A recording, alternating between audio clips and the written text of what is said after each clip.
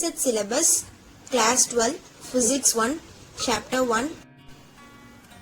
So இப்போ second sum question என்ன, the electrostatic force on a small sphere of charge 0.4 microcoulomb due to another small sphere of charge minus 0.8 microcoulomb in air is 0.2 newton. So இந்த given என்னது, electrostatic force value கொடுத்திருக்காங்க. So அதோட value என்னது, electrostatic force F is equal to 0.2 newton. Next இப்போ என்ன தெரியும், ரெண்டு ஸ்பியர்னு சொல்லிட்டாங்க. ஸோ ஸ்பியர் 1 ஸ்பியர் 2, இதில் சார்ஜ் 1 சார்ஜ் 2, 0.4 மைக்ரோகூலும், இது வந்து -0.8, இது ரெண்டுக்குள்ளது ஃபோர்ஸ். இப்போ நம்ம என்ன கண்டுபிடிக்கணும், distance between the two spheres, அதாவது ஆர். ஸோ இப்போ இது பிளஸ் சார்ஜ், இது மைனஸ் சார்ஜ்.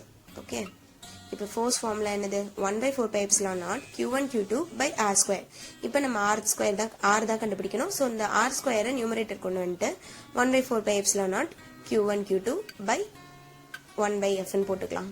இங்கேயே போட்டுக்கலாம், நம்ம ரெஃபரன்ஸ்க்காக இங்கே போட்டுக்கலாம்.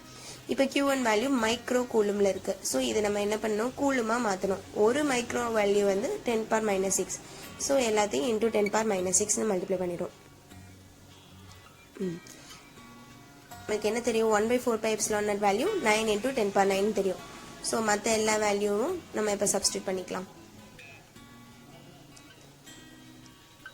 இன்னொன்று என்ன சொல்லியிருக்காங்கன்னா, இது ப்ளஸ் சார்ஜ், இது மைனஸ் சார்ஜ். அப்போ அங்கே அட்ராக்டிவ் ஃபோர்ஸ் இருக்கும். ஃபோர்ஸ் ஆஃப் அன்லைக் சார்ஜஸ் இருக்கும்போது நம்ம ஒரு டினோஷன் தெரிஞ்சு வச்சுக்கணும். இப்போ லைக் சார்ஜஸாக இருக்கும்போது ஃபோர்ஸ் வந்து பாசிட்டிவாக இருக்கும். அதே இதில் அன்லைக் சார்ஜஸாக இருக்கும்போது ஃபோர்ஸ் நெகட்டிவாக இருக்கும். ஸோ நம்மளுக்கு இப்போ மைனஸ் சைன் மஸ்ட்டு. அதே மாதிரி இங்கேயும் ஒரு மைனஸ் இருக்குது, அதையும் மறந்துடக்கூடாது.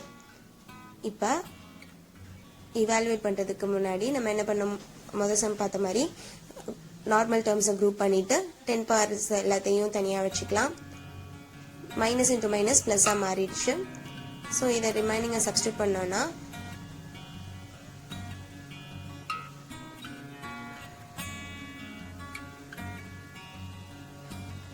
இது வந்து எப்படின்னா 0.4 × 0.8, நம்ம இப்போ 4 8s 32. அதே மாதிரி 2 பாயிண்ட் இருக்கா, ஸோ அதனால 2 பாயிண்ட்ஸ் கழிச்சு நம்ம டெசிமல் வச்சிடலாம்.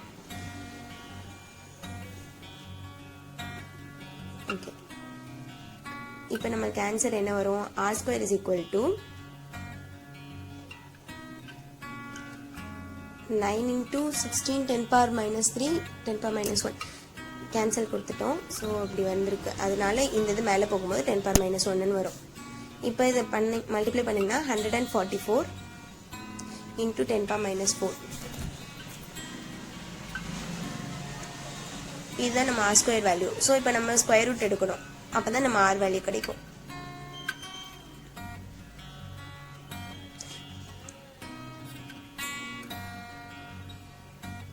(12² தான் 144.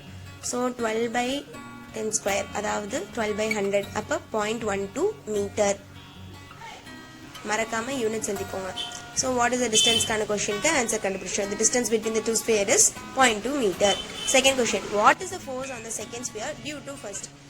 செகண்ட் ஸ்பியரில் இந்த ஃபர்ஸ்ட் ஸ்பியர்னால வந்து ஃபோர்ஸ் என்ன அப்படின்னு கேட்குறாங்க. ஸோ இது ப்ளஸ் சார்ஜ், இது மைனஸ் சார்ஜ், இங்கே வந்து ஆப்போசிட் சார்ஜ். ஸோ அதனால என்ன ஃபோர்ஸ் வரும், attraction, force of attraction. So நம்ம என்ன சொல்றாங்கன்னா, opposite charge, so they are attracted towards each other.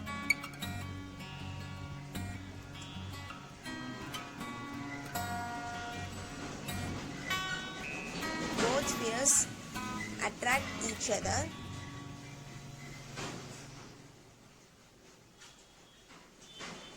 with the same force. So நம்ம ஆன்சர்ஸ் எல்லாத்தையும் ஹைலைட் பண்ணி எழுதிக்கலாம். ஓகே.